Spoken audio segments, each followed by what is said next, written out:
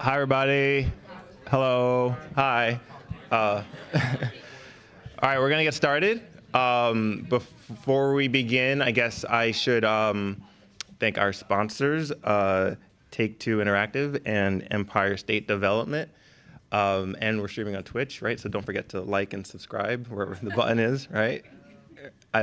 Cool. All right. Hey, Twitch. But yeah. So just a little bit about tonight's speaker. So I actually first met Ray back in Philadelphia at a game meetup, and our first conversation kind of went like, they showed up to the event and they said, "Oh, do you know where the bathroom is?" And I said, "No," and I did, but I was, just trying to be playful. But then, it didn't really turn out well. But we didn't really talk much for the rest of the night, which I'm sorry, but I was fortunate to meet them again at another game event. And once I did, I quickly came to learn that. And I'm sorry if this is embarrassing, but Ray has like a wisdom that you feel you shouldn't have until you're 50, 60, 70 years old. And it was nice and it was comforting and it was really impressive. I've always been tremendously impressed by everything they've done, from working at PHL Collective on Ben 10 Games to Deck 9, working with Island, working on Life is Strange through Colors, and at Firaxis, working on Marvel's Midnight Suns, which is really amazing. I also had the fortune of working with Ray at Philly Game Mechanics, an organization in Philadelphia, and through that, it was just amazing to work with them.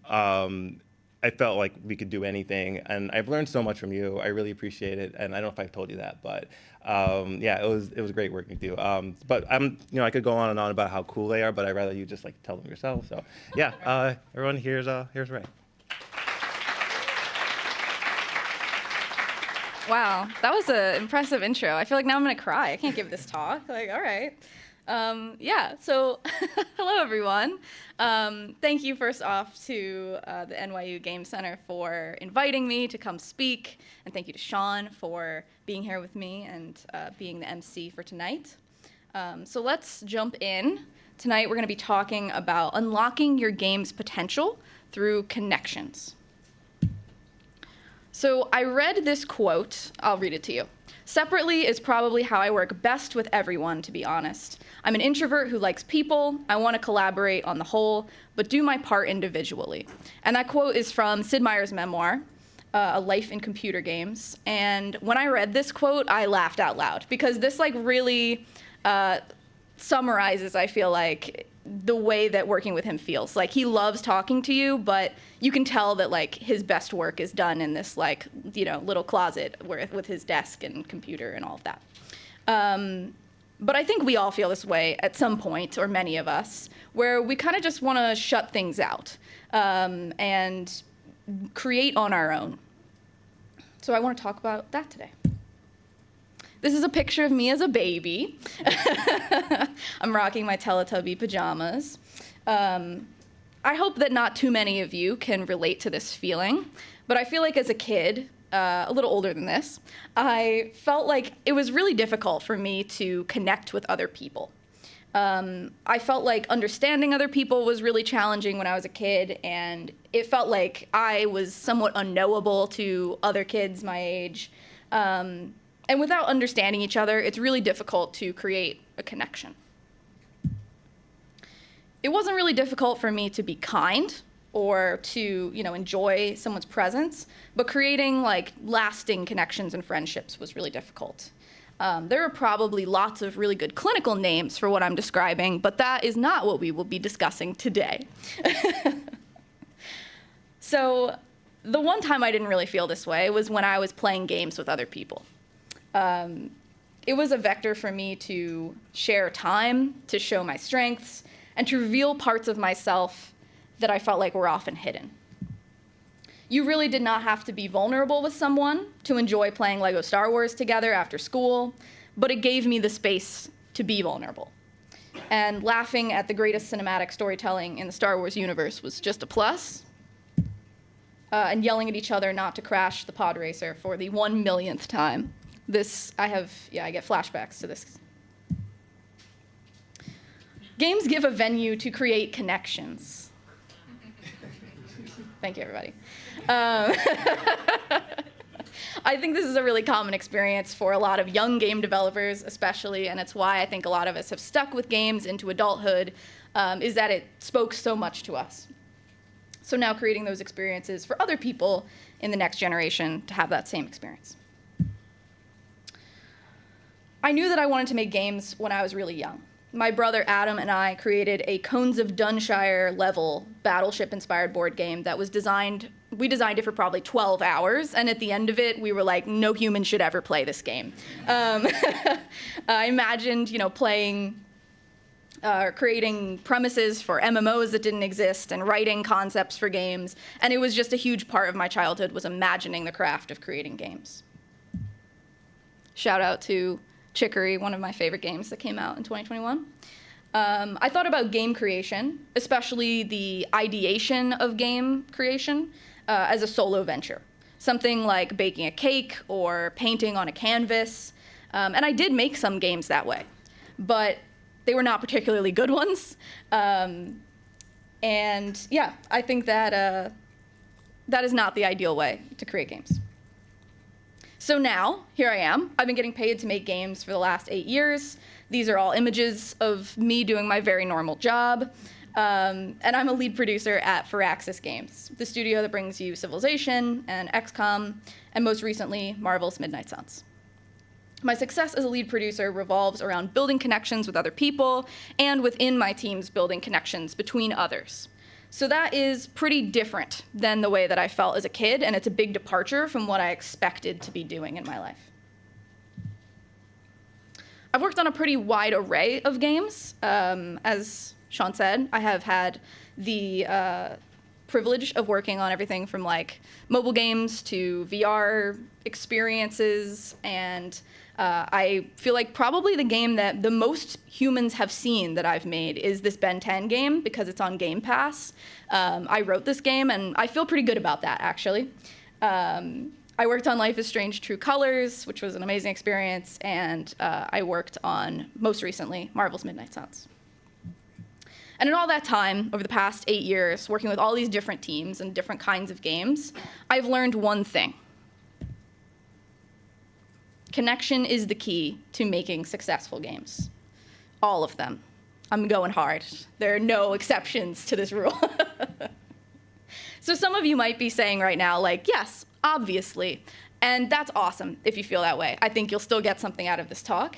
But I will also tell you that if you go into traditional game development in like a corporate world, someone will probably try and make you a manager, because as a industry, we still really glorify the individual creation of games, whether that's, pieces of a game or as a whole. So today I want to talk about these 3 vectors of connection: your team, yourself, and your players. We'll discuss each and outline how we can be more intentional with our connections. Let's start with our team. So most game developers have worked in a team at some point. We're familiar with this way of connecting and collaborating with others, even if it isn't on a game, right? Like all of us have worked on a group project in high school and probably don't have super fond memories of that. But at this point, most games are made in teams, and it can really be a mixed bag. So it's interesting that many of us love playing games with other people, but creating them with other people, maybe not so much. And game teams come in all shapes and sizes, from like 10-person indie teams to 4,000 developer studios with massive games and millions of players. I think it's important to remember that working in teams in corporate North America is still relatively new. I pulled a couple of quotes from this article, Do We Still Need Teams, from Harvard Business Review. So I've got a couple of excerpts here. So let's take a step back to remember why we started using so many teams in knowledge work in the first place, because they're relatively new. So I think since then, since the 80s or so, when we started working in teams, there's been endless research about what works and what doesn't around teams. Social dynamics, motivations, and just generally how to make teams more functional. So the reason that teams became so popular is that when they work, they really work. Great teams can generate creative solutions to complex problems, as well as offer rewarding experiences of camaraderie and challenge for employees. And at the end of the day, creating creative solutions to complex problems is basically what making games is all about.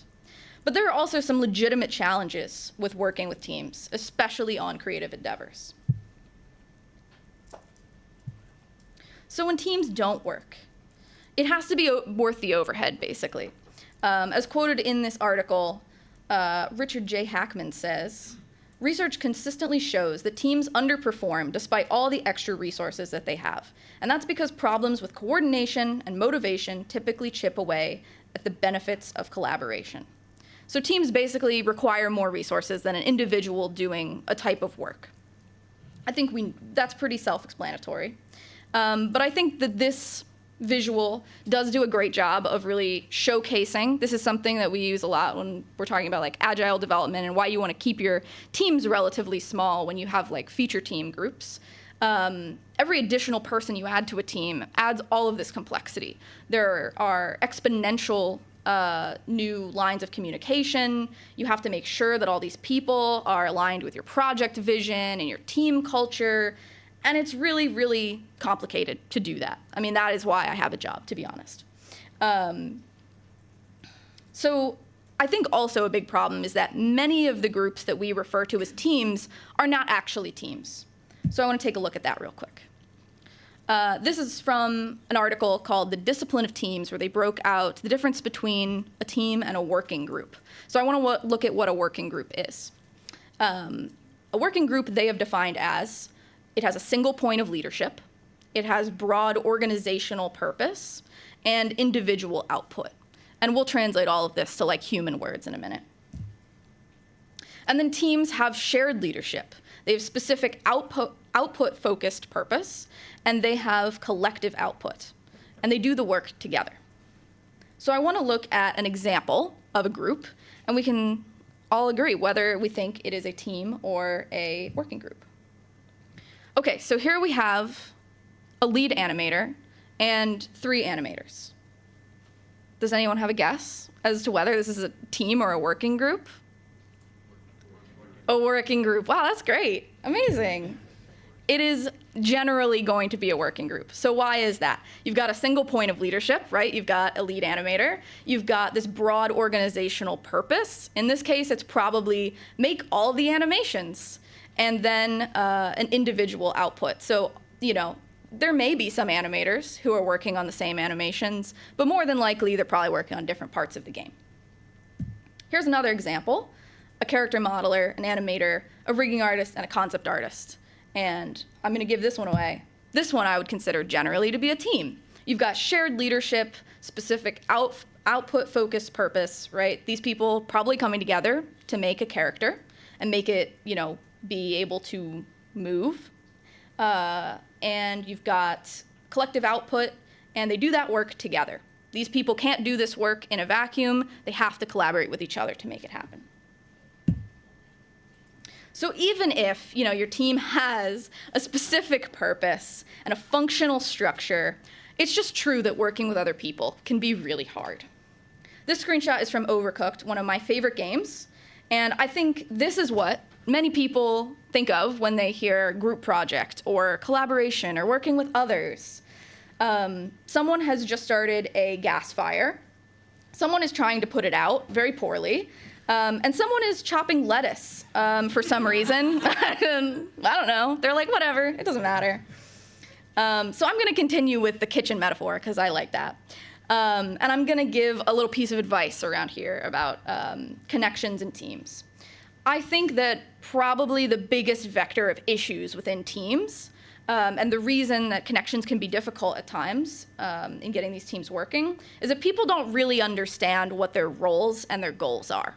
So, one person might think that a grill cook should be doing X, Y, and Z, or they think that they are the grill cook, and I have no idea why that other guy is handing me a spatula.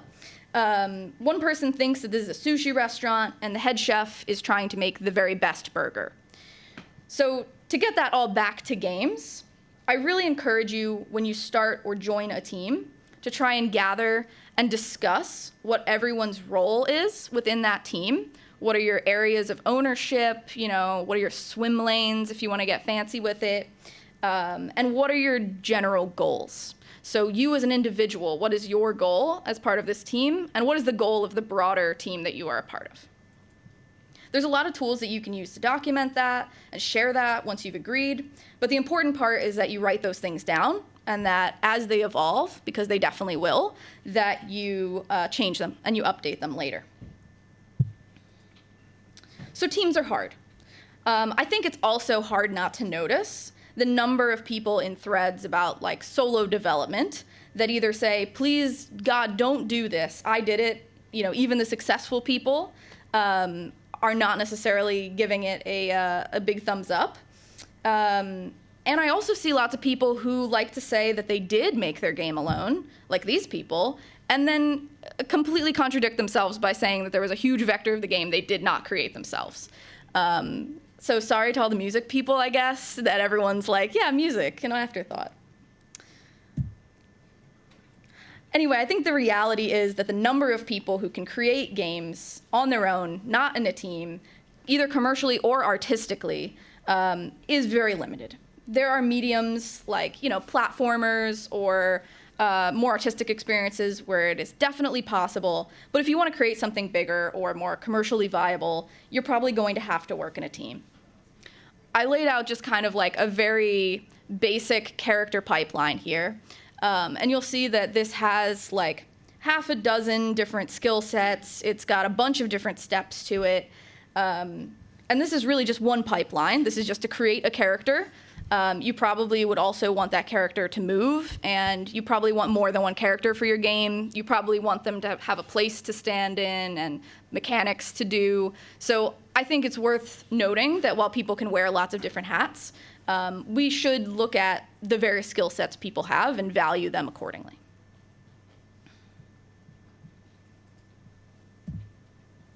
So we've covered my belief that working in teams can be pretty non-ideal, but also that working in teams is a really, really good way to make games.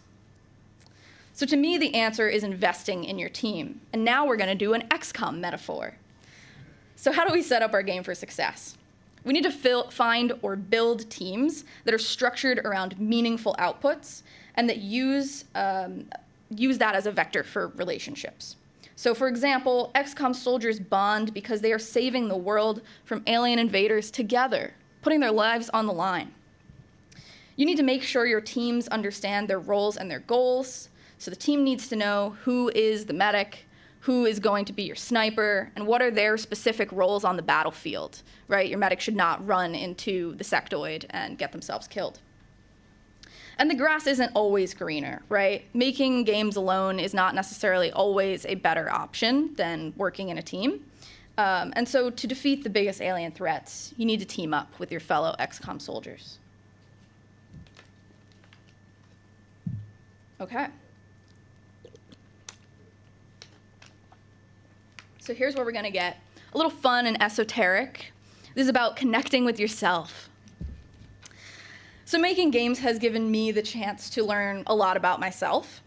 I've had to put in a lot of work to be a leader and to connect with other people to make great games. I don't think there were a lot of other vectors or things or careers that would have made me invest in myself and those skills specifically the way that games has. I think a lot about how each project has shaped me, but especially Life is Strange: True Colors. I moved across the country to work at Deck 9 from Philadelphia at 21.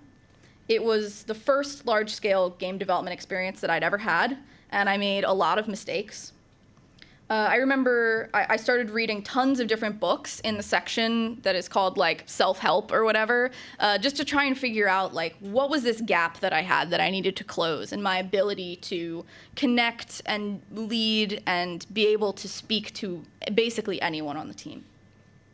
And there is a lot of like eye-rolling type stuff in these books, right? Like not all of them are gems for sure, But if you're willing to read a lot of, garbage, then you will get to stuff that is really good that you will be able to apply. And I think that's going to be different pieces for every person. So I think that really did help me propel myself to where I am today, investing in myself, where now I lead development of a game at a studio that I dreamed of working at as a kid. This project, Life Strange True Colors, was really poignant for me. Alex Chen, the main character, is grappling with her sexuality.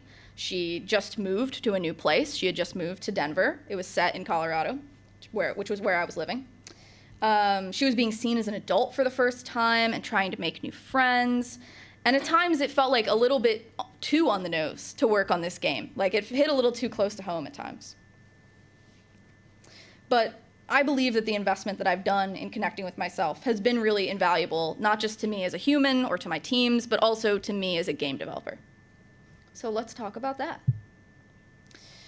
There's a book that I'm sure many of you have read or at least heard of called Creativity, Inc.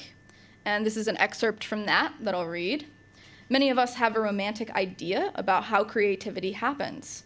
A lone visionary conceives of a film or a product in a flash of insight. And yet, I can't remember a single visionary who could articulate exactly what this vision was and that they were what they were striving for when they started. I'm sure some of you have read this book, but if not, I do think it's a good read. It's by Ed Catmull, who was the president of Pixar Animation and Disney Animation. And I think this quote is a good reminder. It's a trap that I think many folks get stuck in at the start of a project, this belief that you need to have all of the answers. And I think it would be a lot easier for everyone if you did have all of the answers. But I believe that games require iteration, and believing that there is some version of this right answer out there, I think can get you into a paralysis state. So on that note, here's another quick excerpt. One of the guys he worked with, Andrew, compared making a movie to an archaeological dig. This adds yet another element to the picture, the idea that as you progress, your project is revealing itself to you. As I've said, I believe that when we work on a movie, we are not uncovering an existing thing that had the bad luck to get buried under eons of sediment. We are creating something new.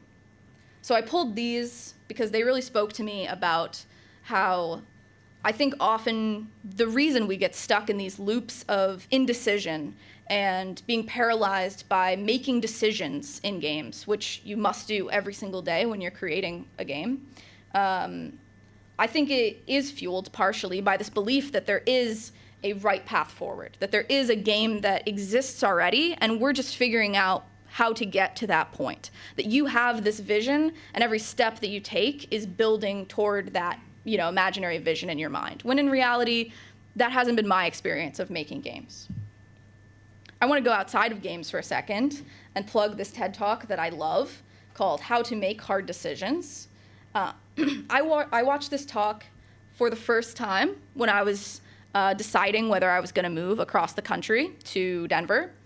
And I had actually already drafted my rejection letter that I was going to send back to the job offer to Deck 9. And then I watched this talk. And I think it really put things in perspective for me. I suggest you all watch this talk at some point, but the core premise is that there are some situations, of course, where you can pick between things that, there's clearly a better option between these two choices. But there are also scenarios in which both choices you could make are equally good. They're just different. And those are moments that I think all of us get stuck on, and we obsess over what is the right path, what is the correct decision. And in reality, what we're choosing instead is what kind of person we want to be. Do you want to live in the city or the country?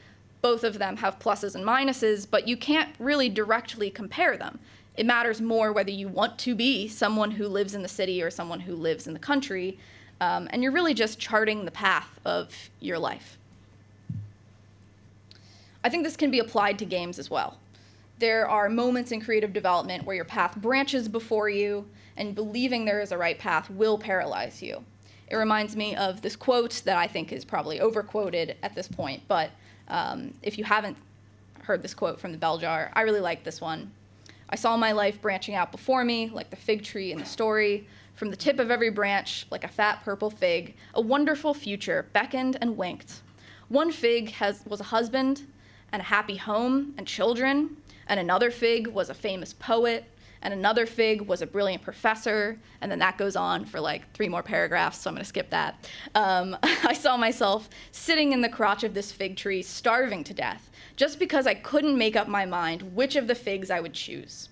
I wanted each and every one of them, but choosing one meant losing all the rest. And as I sat there, unable to decide, the figs began to wrinkle and go black, and one by one, they plopped to the ground at my feet.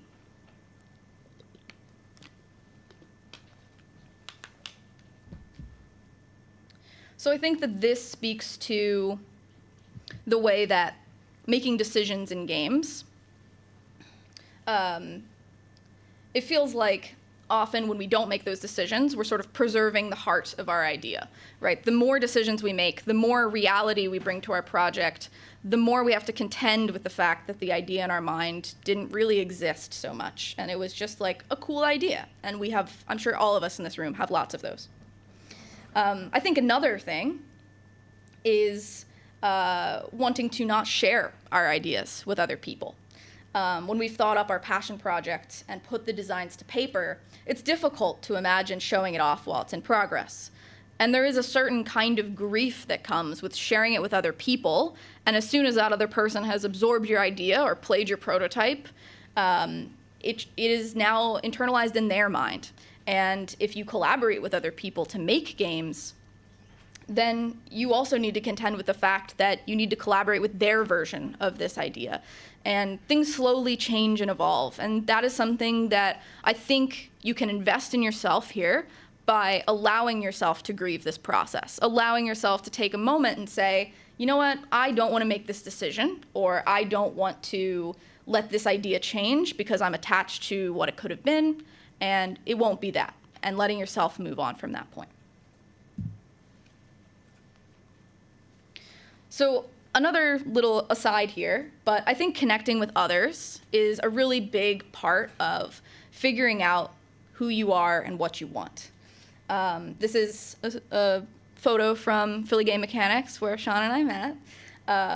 And I know I would never have discovered the love that I have for game production if I hadn't gone to events like this and met people who were doing this kind of work. I think I had, I didn't start as a game producer. I was doing writing and design. I thought I was going to be a programmer for a little while. And so it really took meeting other people who were doing, game production and similar jobs to see that there wasn't some like intangible thing that they had that made them able to do this. Like they put in the work, they learned the skills, and that was it, just like any other job. I believe that everyone would benefit from becoming more decisive decision makers and more willing to let go of past decisions they've made. One of the things that I really like about working at Firaxis is that our ideas are invited to come from anywhere. There's intentionality around sourcing ideas, and we've tried to keep that alive even as the company has scaled up. I think that without intentionality around decision making, the best creatives can fall into sort of an auteur trope. Some leaders lack the willingness to share work in progress, receive feedback, and openly admit when the path that they decided wasn't right. And that's okay. It's okay to make a wrong decision. That is what iteration is all about.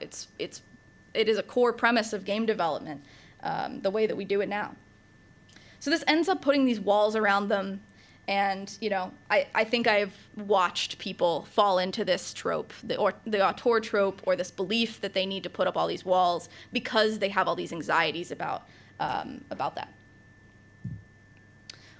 This book, I think, should probably be required reading from anyone who wants to be a game developer. I think the industry would be much better for it, honestly. It's about getting comfortable with receiving and a little bit on giving feedback to and from other people. It's something that you will need to deal with, either from your team or from your players constantly, and it's what creates amazing games. So if you haven't done the internal work to get comfortable with that process, you are limiting the potential of your game because you won't be able to accept that feedback that you need.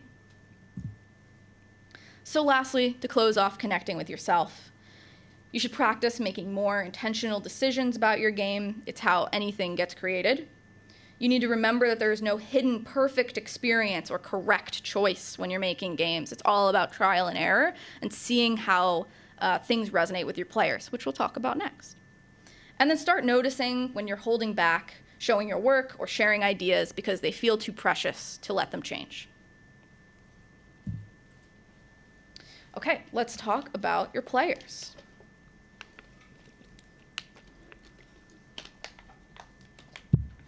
So connecting with your players is probably the most obvious one of these connection points.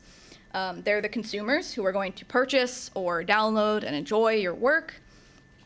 But I find that it is often an afterthought in our plans about developing the game. Like, we're going to develop the game, and then we're going to show it to people, and then everyone's going to love it, and it's going to be awesome. And that's not really how game development at scale, at least, really works anymore. Games have become like a living business that you put forth into the world. So in modern game development, connecting with players goes beyond just releasing games and advertising. It involves iterative testing and incorporating your players' feedback directly into the game's development to avoid really costly mistakes. Because nowadays, getting it wrong for a year could be tens of millions of dollars that you're wasting. So first and foremost, not understanding your audience is going to really hold you back. Even the best developer who can make the best game is not going to get a great reception, even if it's super well executed, if you have not identified what your players want. So that doesn't have to mean customers exclusively, I want to say. Artistic projects still have messages, points of view, and knowing who your audience is for that is still an important piece in making sure your project lands well.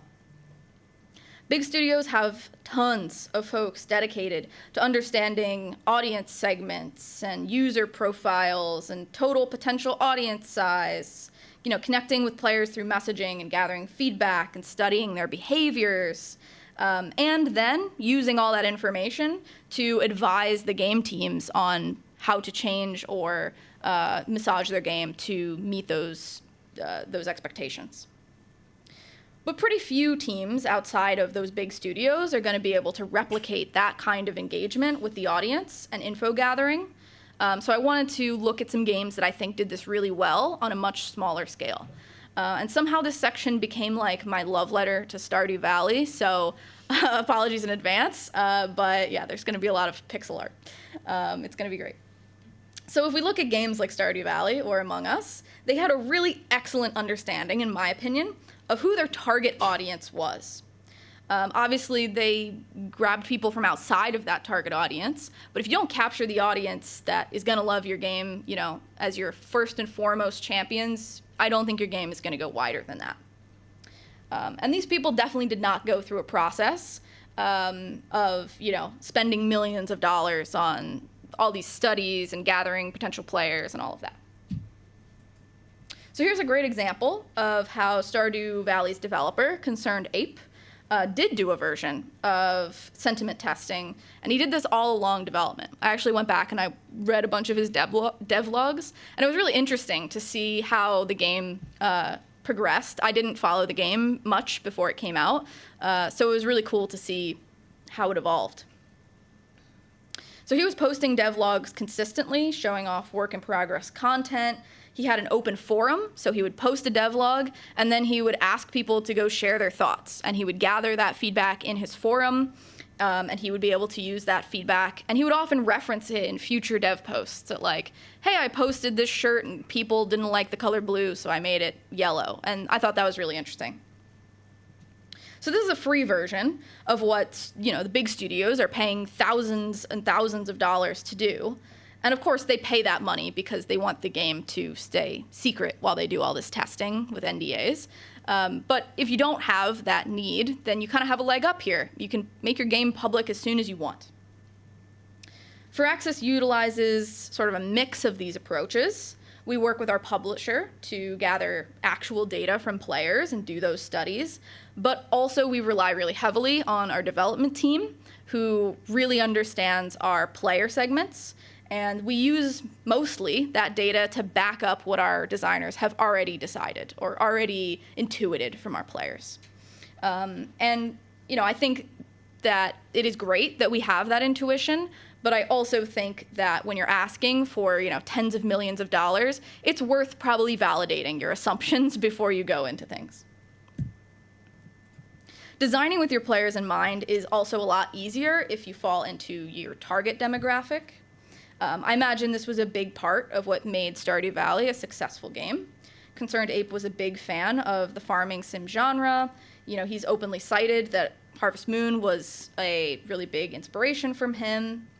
And I think looking at Firaxis, that is a big advantage that we've always had. Pretty much everyone who works at the company or anyone that we interview has heard of our games and is usually a fan, which is a huge benefit to making games for our players. So intentionally or not, we have a large population of developers who are our target demographic and have a really good intuition for what's going to be fun. It's also a good sign if you as the developer are still enjoying playing your game after years of development. But nothing really beats interacting with your players who are experiencing that for the first time. So yeah, interacting with your players is really fun. The internet can be really hard to engage with, but if you can find a positive way to engage with it, a positive venue for collaboration with your community, it can be a really huge morale boost for you and your team. This is a series of developer live streams that we did for Midnight Suns leading up to launch and then probably like 6 months after. And I was lucky enough to host them. It was really fun with Garth and Jake, who were there. And really it was just showing off content and what was going to come up and answering fans' questions. And that was an example of like a very controlled environment where we interacted with our players. I consistently hear from our team that what motivates them is player reactions. It's what makes launching a game so exciting. And now we all have the potential to join teams that have games that have already launched. And that's pretty crazy. Like I can't imagine that. I've never had that experience, but that would mean you immediately walk into getting this consistent player feedback and excitement from the community. You can also get this from showing your game informally at meetups or shows.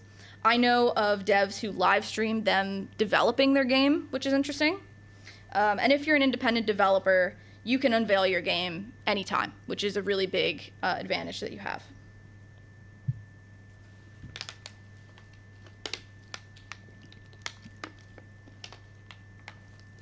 So even a game created by one person cannot be successful if there isn't collaboration and connection with the players. Concerned Ape made Stardew Valley entirely on his own, also with the support of his partner, who I think supported him for like 3 or 4 years so that he could make that game, which is very nice. But he has been one of the most active developers with his community. He's kept a devlog throughout development. He was active on the game's subreddit. He has made lots of polished assets that I think he has made mostly by himself to appeal to players, like his launch trailer. And to this day, he is taking requests for things to add to the game, until at least he releases his new game. Something else that I think he did really well was making it clear to the players what they were gonna get when they bought Stardew Valley. Like now when we see a screenshot of Stardew Valley, we're like, yeah, absolutely, that is a farming sim. And I think many other games have taken that visual identity and we look at it and we go, that's a farming sim or that's a cozy game. But I feel like before Stardew Valley, looking at a screenshot of the game would not necessarily give you that assumption. Like that visual style was not necessarily tied to the farming simulator genre. And this is a screenshot that kind of compares like the Stardew Valley visual style to Harvest Moon, which is on the left. And they're very different. Like he did not one-to-one take that visual style. He definitely was inspired more so by the early Harvest Moon games for sure, but a lot of people have not played those in today's world. So even people who were familiar with Harvest Moon, they knew that this was going to be a comparable game, not because of the visual style, but because he constantly talked about that fact. Everyone could get excited about his pitch, which was basically it's Harvest Moon for PC. I don't know that he ever said that, but that's the way that I remember getting told about Stardew Valley.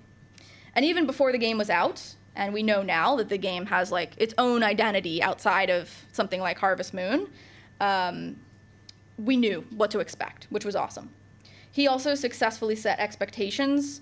Directly or indirectly, he would highlight similarities to other really popular games, and it meant that his players didn't download the game and feel like they were super surprised by what was in it. He did a really good job of focusing on the elements of the game that his audience would care about too. He wasn't making dev posts about how fast your cabbages were going to grow. He was making posts about the people that you can kiss, which is what we all care about in Stardew Valley, right? When marketing your game, it's really important to spotlight the features that are going to resonate most with your audience. Identify the elements that make your game stand out, whether it's innovative gameplay, a captivating story, or the stunning graphics. You need to know what your audience is going to be looking for and what's going to grab them. You can also pull different pieces for different audiences, right? So you might have different groups of people you feel like might enjoy the game, and trying to focus on little pieces that, hey, the people who really like character customization are going to like all the hats, or the people who love narrative games are going to love this deep lore that we have. So it's important to remember that a player's anticipation is often built on the promise of a great experience, so you need to deliver on that promise by showcasing what they're going to love most about your game. And I want to be clear here, because I talked about it a bunch, that my advice is not to start a devlog. It was just the most accessible piece of, an accessible example that I had from Concerned Ape. And I do think they're cool, but I expect most people's devlogs will not be as successful as Concerned Ape. I think there's also a niche for everything, including super purely single-player box product releases that never get any updates after launch, and that's totally awesome. But I also think it's important to note that that isn't really the direction that the industry is going. There's a couple pieces here from a study that I saw, is a survey of 537 studios worldwide, 2023 Game Development Report, by Rendered Venture Capital and Griffin Gaming Partners. And it was a really comprehensive study, but the pieces that really stuck out to me were that studios of all sizes are focusing on launching or transitioning to live service models. 65% of studios are currently working on a title with a regular update cadence for their game. 95% of studios are either working on or intend to release a live services title. And that means really different things to different people, so we can only speculate so far. But I do think it means that we are setting a new expectation with our players as an industry. We are saying that games are not just things we release and then we move on to the next one. Potentially, they will be things that people now expect you to continue to support.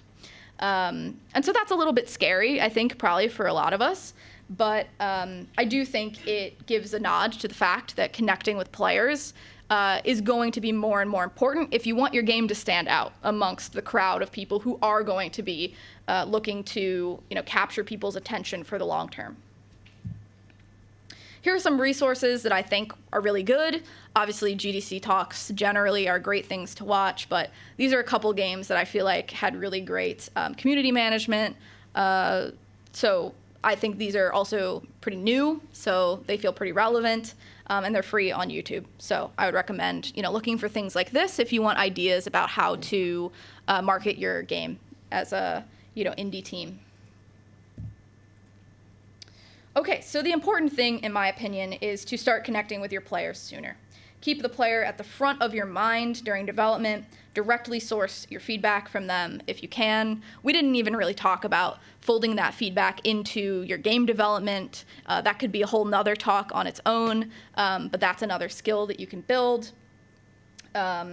And I think just it's really important to note that your players are going to give you invaluable feedback. They won't always give you the feedback you need to take, but they will give you feedback that you can utilize to make good decisions. So making games is hard, and being able to remember why we make games for players is a really big piece of staying sane.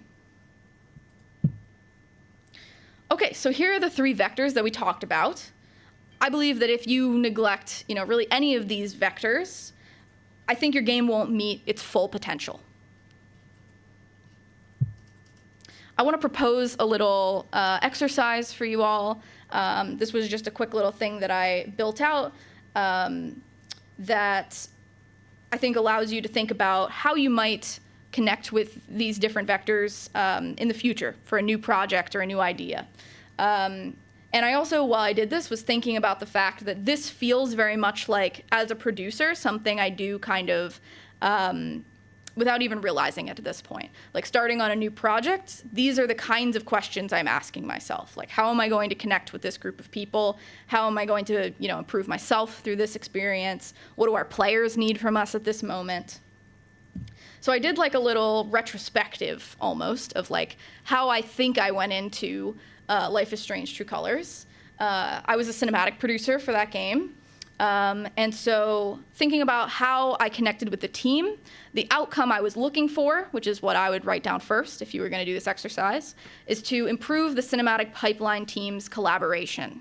They were pretty separate, so we had like cinematic artists and animators, and they didn't necessarily get along or know how to collaborate super well. So that was a big initiative that I walked into, trying to fix the relationship between these teams. And the action that I took off of that was unsiloing cinematics, animation, and motion capture teams. We literally rearranged the seating, so these people sat next to each other, and we started doing daily stand-ups, which was just really super simple and casual, but doing it together as a group let everyone know what the other groups of people were doing. And suddenly, the communication time between these groups was so much faster. Like someone could say they were blocked by something, and in that moment, the person who's blocking them could help them figure that out. Connecting with myself, I had never really known the cinematic pipeline for games before. It's kind of like a niche thing. So that was the outcome I wanted. And I did a lot of learning the cinematic pipeline, but the first thing I did when I showed up was make a sample cinematic. So I sat down with the teams and I had them walk me through how they did their work. And that really allowed me to see the pieces that I was working with. Like, I don't really think as a producer you should make decisions about pipeline and time and all of that without understanding the work that you're actually advising people on. And then connection with players. This one was super cool. So one of the things that we wanted to build upon was like making the game more watchable. And so we wanted to allow players to make decisions and experience their consequences together. So a group of us and our publisher worked together to advocate for getting Twitch integration into the game. So if you've ever played the game, if you stream it, you can set it up so that you can do a poll and your chat can vote. And whatever they vote for in your decision branch points, that's the decision that will be made. So that's super cool, and it creates lots of good moments for like the streamer to react and be like, no, how could you choose kicking the dog or whatever? That's not in the game, but but I thought that was a really cool element that we integrated. Okay. So to wrap it all up, try to work on teams that are intentionally structured as teams. Make sure that your teams understand their roles and their goals. Teams are never going to be perfect, but they are really good at solving complex problems. And in connecting with yourself, learn to unabashedly face decision-making, get comfortable realizing that those decisions were wrong, and process the grief that comes with ideas shifting and growing. For connecting with your players, consider your players while in development. Invest in understanding your audience and your potential players, and connect with your players within and around the game. All right, thank you all for joining me.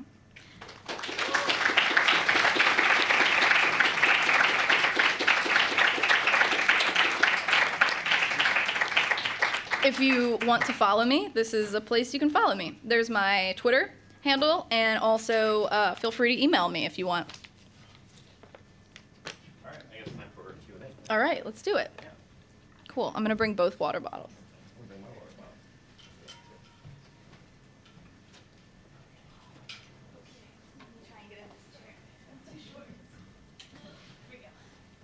Well, yeah, thank you.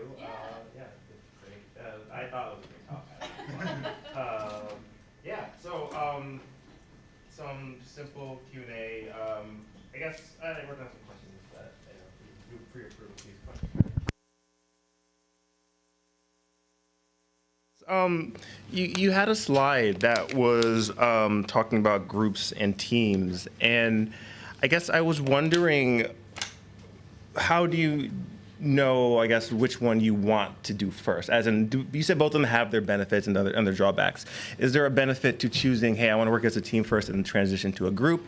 Do I want to start as a group, move to a team? Should you even move back and forth between the two of them? Yeah, it's interesting because I'm like currently in a scenario where I've been making a lot of teams that really should be working groups and trying to figure out how to navigate that. So I don't think it's ever something that you're going to be able to look at a scenario and be like, oh, this should 100% be one way or another. But I do think that, honestly, the guidelines they laid out around, are you working together? That feels like the most important to me. Like, are these people collaborating on the same output is really important. And if you aren't, I think that's probably the best razor to use, is like, if you have a group of people who are thinking about the same kinds of things, or if they are, all people who need to approve things, like, they're probably a working group. Sorry. They're not probably a team in reality. And that's okay. They're not like better than each other. They're just ways to think about structuring groups of people. Okay, so I mean, I guess have you in the past done the shifting from teams to working groups, or yeah. I think that it's something that happens kind of informally. Like, it's not something that I would like call a team meeting and be like, everybody, you're a working group now, right? Yeah. But I think it's the way that you think about pairing people up and structuring like team dynamics. Okay. Yeah. That's so why do you think? I mean, you mentioned a little bit about people grieving for their ideas. Do you think that's the main fear that people have for not working in teams, or do you think there's some other thoughts that drive people to work individually and independently? I mean, there sure might be some folks who maybe want all the glory for themselves. Mm-hmm. I don't know, someone like that might exist, but what other driving factors do you think there are? I think that some people genuinely struggle to split their focus in that way, right? Like, working in a team, you are inherently having to like upload and download information all the time, and that does actually take like a lot of time. And so I think some people have done the calculus in their mind, maybe subconsciously, and decided like that isn't worth it. Like, I think if you were a programmer, for example, there are definitely people that are like, I would be a more valuable team member by just sitting here and programming all day than I would being, part of this like team structure. And I think that is maybe fine depending on your team, or like what project it is, but not if you're a lead. That would be the like example I would give. Like, I have worked with leads in the past that like super anti-meeting, don't want to engage in like the, communal experience of making a game. And like, I don't think that is a viable option. So non-lead, do you think they could get away with it for a little bit, maybe? Yeah, it depends on what phase of the project you're in, what kind of project you're making. Yeah. Okay. So then, I guess in your years of doing all this team stuff, I get the combination of questions. Because I want to talk about some of the mistakes you've made. You've mentioned mistakes, but you didn't go into too much detail, and I guess want to give you the opportunity to share some of the mistakes that you've made in the past, and talk about how folks can avoid them. Okay. Well, I called out a mistake that I made all the time, which was the like putting people with the same job title together, like, doesn't necessarily mean they should be on a team together. Yeah. I think that, there are arguments for and against like pairing people with their disciplines, but in my opinion, working day to day in like a team structure, I I think trying to pair people up who can together as like a small group deliver an entire feature is like the best way to structure teams. So that would be my advice. Don't make that mistake. Okay. Have you ever made I guess a mistake that you really had to dig deep and find some real crisis management to? Well, actually, no. Every day. Yeah, every day. So I guess there's a lot of crisis management and just dealing with people. I guess what's that like day to day? I mean, I'm sure there are different levels of crisis management where there are small disagreements, large disagreements, and like, how do you move forward? How do you repair any sort of relationship between people and move forward to make progress with the game or whatever project you're working on? Yeah, I think it's interesting because I don't think people who are in crisis ever feel like their crises are like bigger or smaller than another. So I think that is, if you're ever going to be a producer, an important thing is to never go into the situation invalidating people's experience of the crisis. So like if two people are having a disagreement and they call you in, they probably don't want to hear that this is not the most important thing today, right? And like it probably isn't, but also that's not helpful. So I think it's about prioritizing for yourself and being able to convey that to other people in a way that doesn't like really put them off. I think that that's really the biggest thing that I see with like new producers is like they're running around with their head, chopped off, like freaking out because everything is on fire. Everything feels big. I work with another producer who has a talk about being a park ranger and not a firefighter, which I really like. And it's about trying to control your little patch of the forest and like be, proactive about like managing its growth and doing, controlled burns and whatever. Like that's too much of a metaphor, but you know what I mean? Like they are, as opposed to like, oh, there's a fire right now, I'm going to go get out like the hose, right? And so as much as you can, I think that's an important thing to keep in mind. When I was working as an associate producer, I had a Post-it note on my computer that said, "You can't boil the ocean." And I think that is a good quote to really sum that up, that like you can only do so much in a day. So if you're going to put your effort somewhere, make sure that you're trying to keep it targeted and you pick the most important things. I like that. Have you ever tried to boil the ocean? My God, yeah. Yeah. I still do sometimes, yeah. I want to move to the whole making connections with yourself, which I think is probably one of the more difficult things to do. And I like what you talked about. There are some decisions that they're not wrong, but they're just hard choices you have to make. Yeah. I guess. But I think in my experience, I have made plenty of wrong choices in my life. Yeah. That I knew that, I thought back and said, yeah, these were wrong. You think they're wrong, but you don't know how the other choice would have played out. Okay, so then, yeah, but how do I know, or is this a therapy session right now? Okay, so earlier today, no. Well, as a producer, are there signs for some choices that, or you think are going to be a no right answer, just make the hard decision, or okay, we're probably going down the wrong track and we got to double back and rethink this? I think I'm going to give you a cop-out answer. Okay. I think as a producer, it's not always it's not really my job to make sure our decisions are right. Yeah. It's my job to make sure decisions happen. And there's people who are blessed to have the ownership of making the actual decisions themselves about what it's going to be. The game. So I think that they probably would have a better answer for you about how to make the right decisions, but I think that decisions I feel really good about are ones where I understand what we're going to do if we're wrong. So like if we're going to add a feature to a game, I want to know like, okay, well, when will that feature be in a state that I will be able to look at it and evaluate whether I think it's fun? And let's put that time, like, let's talk to everybody about like, all right, so by December, we want to be able to look at that feature and say, is it good or not good, right? And then make that follow-up decision about what we're going to do. So if that feature isn't good, okay, cool, we'll figure that out then, but we want to make sure we have that time booked to be like, we must reevaluate at this time. Okay, so actually that kind of leads into the next thought I had. I mean, there's the whole sunk cost fallacy. I mean, how far do you push with an idea or a topic or a decision before you think, oh, okay, I have to revert and go back? You said, it's okay to admit that you made mistakes and to really understand that. But how much time do you think folks should put into something before saying, okay, you know what, this isn't working, let's double back? Yeah.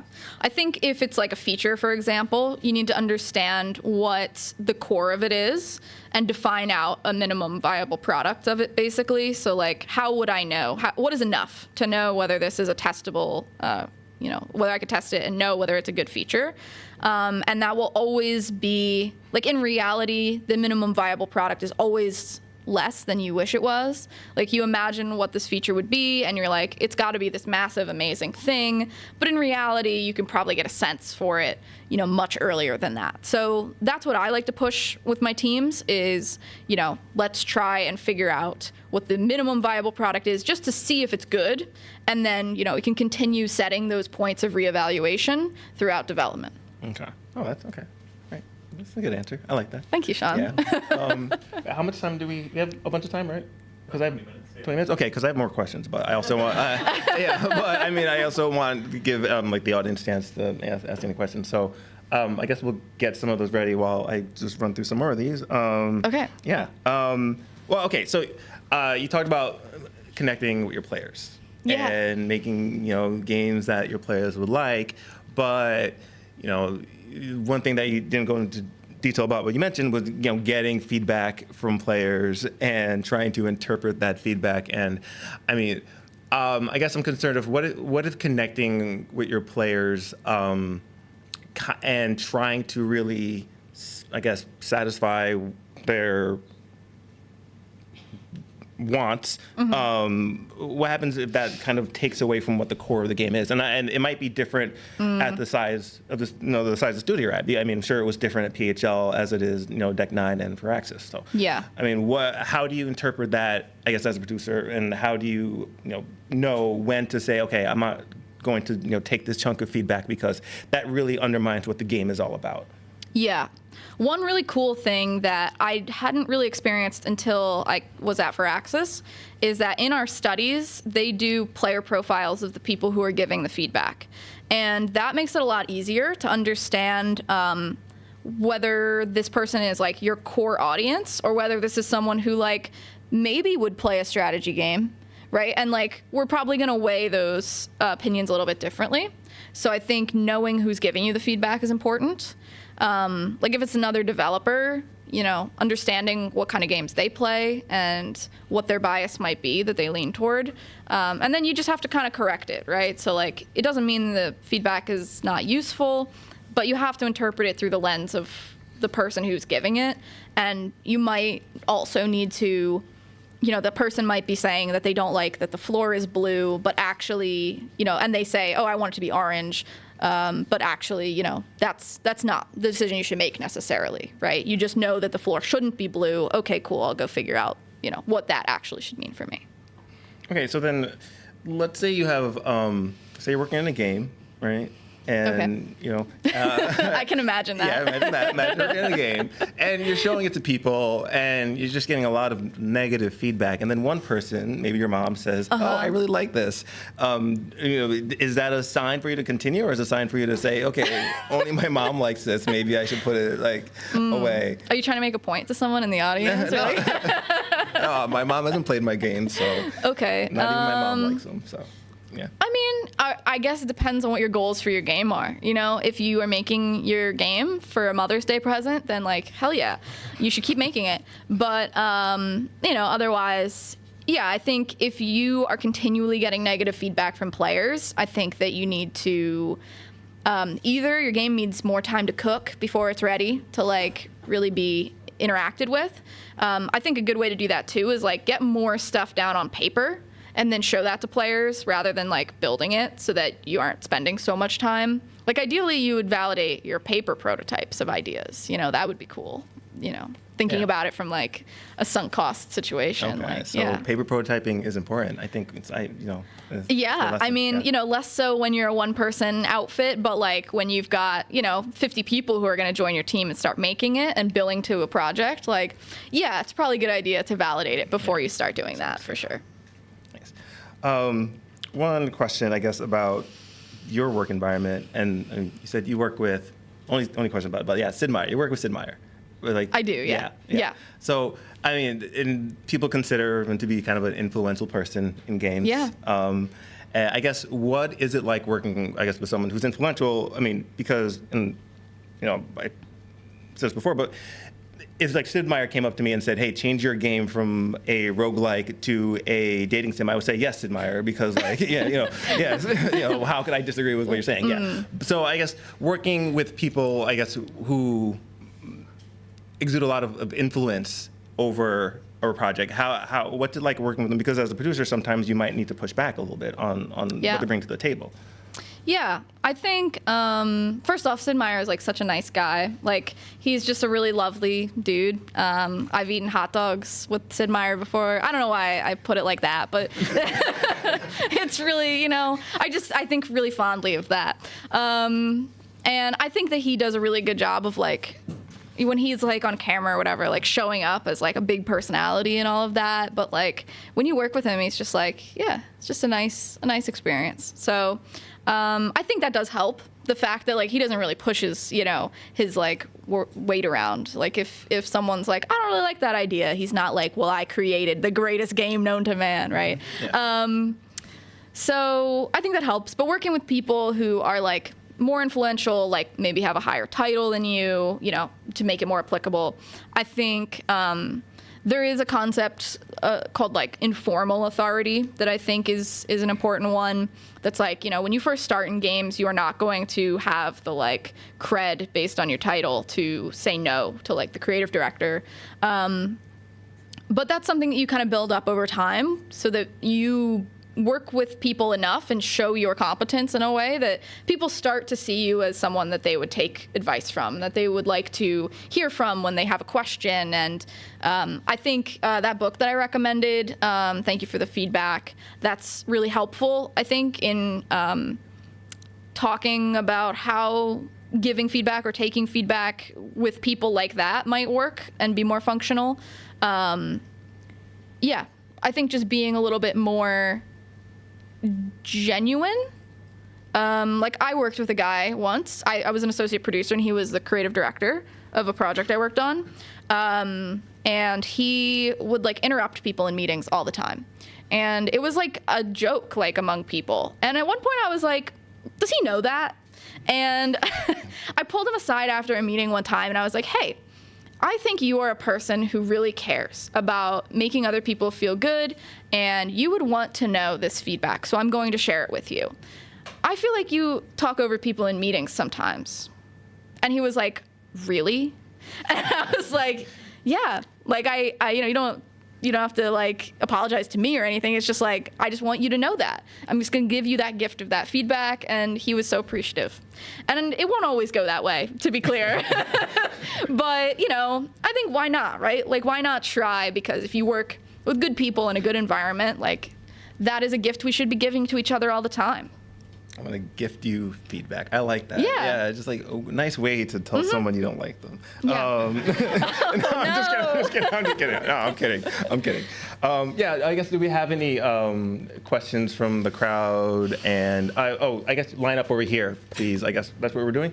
Yeah. Oh, yeah. It's kind of scary. Yeah. So line up if you have any questions. But also, we'll monitor the Twitch chat as well for any questions. But, yeah. Hi, thank you so much for the talk. Hello. I'm Firaxis. I'm a BFA. I'm learning how to do project management stuff right now. Cool. So I wanted to ask you, as a producer, do you have any advice for getting people caught up back to the state of the project, or like bringing them back into the fold if they have to take some time away? Because like people get sick or have stuff going on in their personal lives. It's just part of being human. But especially if they miss important vision meetings or like sprint reflections, it can create like gaps in understanding that can be really hard to close. Yeah. So yeah, any advice for helping people feel valued and cherished on a team, even if they've had to be absent for one reason or another, to get the team back to a good level of coherence? Yeah. I think remote work really helped me with this because everything had to be written down suddenly. And so I think that isn't always replicable for a team, but one thing that really helps is when you start a project, make an onboarding document. Like, it can just be empty, but it's a really good thing that, set a reminder for yourself, like every month or every 3 months, to go revisit it and add things that you're like, oh yeah, if you joined this project and you didn't know this, that would be a huge problem now. So I would treat the person who was away for a bit almost like they're rejoining the project, because in game development moves so fast, that, you're gone for a month and like maybe the game changed entirely. Who knows? So that would be my advice. Thank you so much. Yeah, thank you. Thank you. Bye. Good to see you. Well, it's not working. But I guess, except from things like that are like related to the job, the daily job, what are other like activities that you do with your team that you're particularly proud of and they worked really well outside like the daily, okay, let's do a stand-up and talk about what we do today? Okay, so things that I would do like less frequently that make a big impact. That's a really good question. Uh-oh. I saw a lot of picture of your having fun together. Oh, yes, for sure. Yeah. Outside of work, definitely. I feel like recently we got a karaoke machine in the office. Me and one of the other producers, Noelle, that I work with, who I love dearly, she and I were like, we keep driving everyone to this karaoke bar that's like 40 minutes away. And we like ran the numbers one time and we were like, the karaoke machine pays for itself in like 0.5 of a karaoke session. So we should do that. And there is something like, I don't think you walk away from karaoke and feeling like you have to feel safe, right? Everyone in that moment has to have like a psychological safety that like you almost can't replicate anywhere else, I feel like. And so I think psychological safety is really important for game development and being able to speak up, and when you disagree with each other, feeling heard. So my advice is everyone get a karaoke machine. Thank you. Naomi, do we have a budget for a karaoke? Yeah. They're not as expensive as you would think. I was surprised. So I have a question. So what happens if you're working on a project and then like years down, like maybe not years, but like as it progresses, teammates and the creators start to lose focus on the original inspiration for the project and development just slows down? Yeah, I think this is why, big games have like milestone gates, right? Like you have like a first playable and then a vertical slice. And then even within production, you have like every 6 months, almost like a re-evaluation period. So I understand you probably can't replicate that necessarily in like a small team environment, but I do think having like almost the equivalent with a group where like, you have I'm sure you have some kind of meeting as a team. And so maybe it's every 3 months or every 6 months or every year you're meeting up, and one of the questions you're asking each other is like, do we still want to make this game? How has the game changed since the last time we met? And is this game still something we can actually finish? I think those are good questions. Thank you. I have one small one. If I have an idea I want to pitch to NYU, how do I get in touch with like the incubator program? That's a good question for Sean. Oh, that's a good question for Mateo. All right, we'll follow up on that one. Okay, Yeah. thank you. We can talk later. Hi. Hello. My name's Ray also, but Amazing. Jedi spelled. I'm also a producer, and I guess I got a lot from your talk regarding the emotional feeling you get as a producer, but I think for like this audience, it might be useful to like maybe give them like the tasks. Like, what are the tasks that you do daily that maybe you can sell on being a producer? Because sometimes I feel like it's a thankless job and you're doing a lot of like grunt work, but you made it sound great, but like, I guess, what is the work? Because I know what it is, but like, Yeah. I feel like it's one of those things where you jump in and you might not be ready for it. Mm-hmm. I think the challenge with production is that it's so different everywhere, and like every level of production, from like associate producer up to like, you know, executive producer is so different that it's hard to like make a broad generalization. But I did give a talk before. I'm gonna cite myself. This is good. Actually, I'm gonna cite one from Ruth Tomendil, who is an amazing producer. You should watch her GDC talks, where she talks about what production really is, and it's about inspiration. Never mind. I guess I can't remember. But it's basically the words were really good. But I got the idea. Okay, so it's about like inspiring your team. It's about you know, building in basically like clarity around what work your team is doing, and then it's about like doing the actual tasks of like production day to day. So I feel like that always kind of stays the same no matter what level you're at. But to be more granular than that, like my day right now. Well, I can't really talk about that in super detail, but my agile ceremonies. Are you like yeah, exactly. Yeah, it's like writing documentation. If you're assigned to a team, you're meeting with that team every day. You're doing stand-ups. You're maybe meeting with like studio or project leadership to set vision, and if you're at a studio that considers producers to be project managers, you're probably doing more of that. If you're at a studio that considers producers to be more like product managers, you're probably doing more of that. And that's my advice, to know which one you want to do, and then find a studio that is more aligned with you about whether producers are people who put tickets into Jira and make really beautiful Gantt charts, or whether they're people that own the product strategy for the game. Thank you. Hi, Ryan. Thanks for the great talk. I was curious about the team part, because as a producer, it's very natural to worry about connection, like, how can we unsilo the team or stuff like that. But I'm curious, like, if there's any strategies that you think about on how to empower the team to think about connection themselves and take initiative on these kind of actions. And I also want to know, like, what do you feel are warning signs when connection is not working, like stuff to keep in mind and keep on an eye for? Yeah, that's an awesome point. I feel like empowering your team is probably one of the best things you can do as a producer, just to save your own sanity. So I feel like one of the producers I work with, Noelle, who I'm giving her endless shout outs. She is really focused on building like team culture with the team. And I think if you set a really strong team culture that includes like empowerment and, you know, ownership of work and things like that, I think that your teams will start to come up with, you know, fun jokes and fun ideas for what they can do, and really take the reins from you on like what they want it to feel like to develop the game. And sorry, you had a second question. Yeah, like what are warning signs when connection isn't working in a team? Yeah, I think the biggest thing that pops up first for me usually is that people start arguing about what their jobs are. And it doesn't always manifest like as them saying that, but they'll be like, you know, this person shouldn't be doing this work, or they shouldn't have made that decision, that's my decision, right? Or some variation of that. And I think that's the moment that usually is your first sign to sit down with your team and like really define out, what are we doing? What are our bigger goals? What are you, like, what is this individual doing? How do you fit into the bigger picture? Because I do think that's where people often get tripped up, is like your roles and your goals. Cool. Thank you. Yeah, thank you. Cool. Do we have any questions from? Non-Twitch world. Okay, non-Twitch world. Okay. I guess one final question before we let everyone out of here. You know, this is like an easy question, but you know, you are dangling from a cliff, and there's someone who is Oh my God. yeah, I knew it. it's like the normal, yeah, and someone is going to save you, but they say, give me one piece of advice that a producer should know, and you know, and then after you do, they save you from the cliff, and you're alive and good and well. So what is that one piece of advice you would give that person? Oh my God. Okay.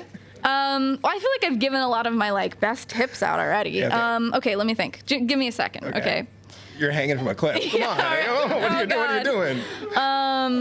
Okay, well, okay, fine. What type of person, I guess, should I as a person, what skills should I work on, I guess, internally to, I guess, manage other folks or produce with other folks and just be the best producer I could be?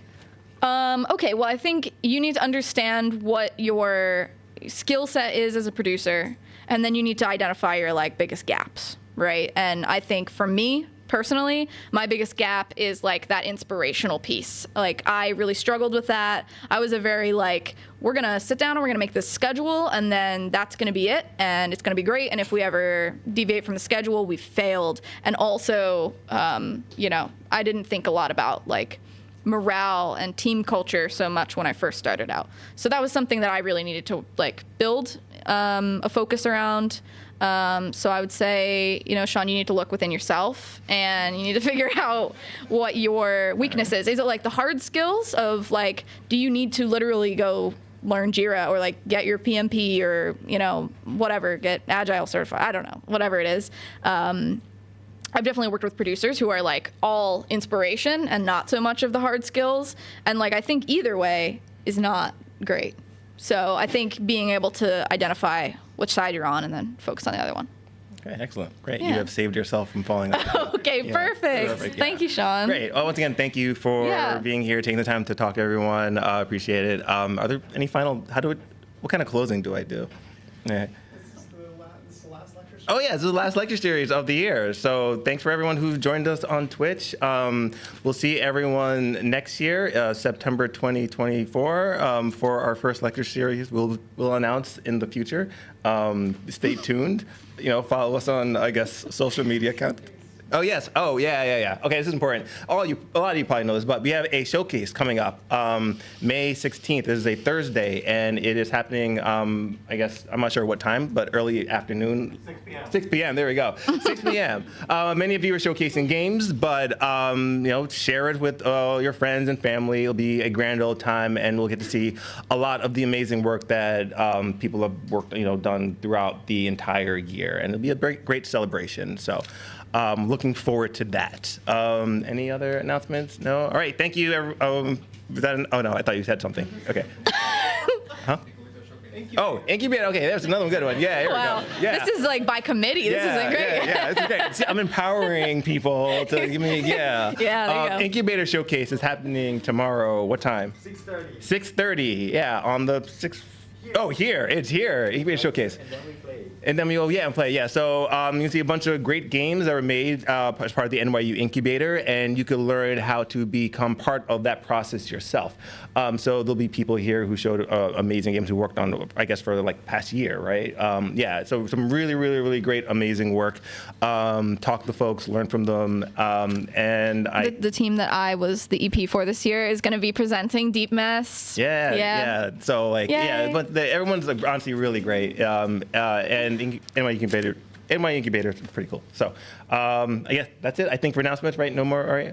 Anyone else? Anyone doing anything cool this weekend? No. Okay. All right. Thank you, everybody. Thanks. Thank you. Thank you.